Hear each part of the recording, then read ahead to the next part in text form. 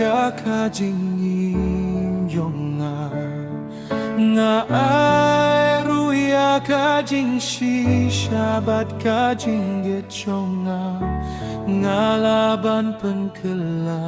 ya ka jing to ka binta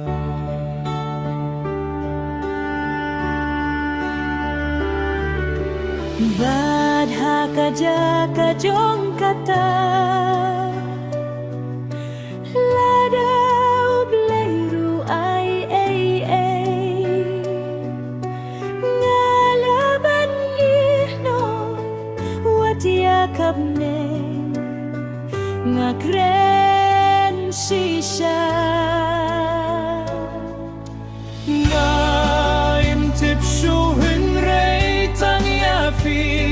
Nga itu hiala deling bajong fi Nga shintang yapi kum kajong nga mahia Nga iwat liya kajigim jong Nga ai ruya ka ginshisha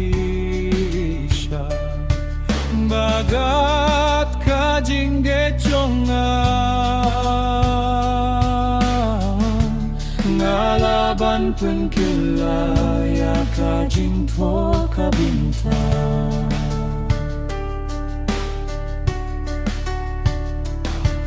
Indon shu kano kajing kwa Basaha kadong nujunga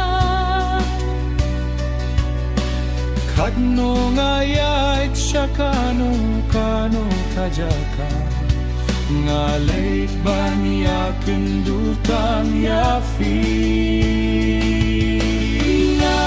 kabinta jong fi kajing yedling ti jong nga klen fi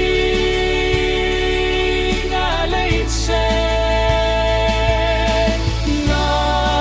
imtip shuhin rei tang yafi Nga itu hiala deling bajong fi Nga shintang yapi kum kajong nga mahia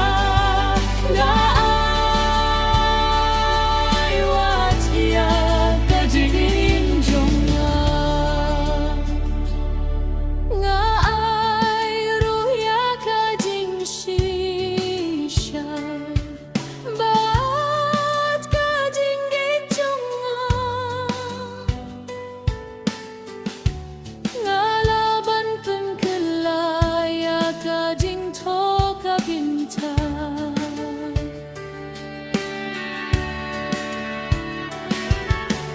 Badha kaja kajong kata Lada ubleiru ai Ngalaban iehno wat yakabne Ngakren shisha Filong kamen step jong dai long ka jingkut hinara jonga Filong kawah jonga Filong kalin ti jong uble jonga Na fikas dang ka jingay jonga Gat hafi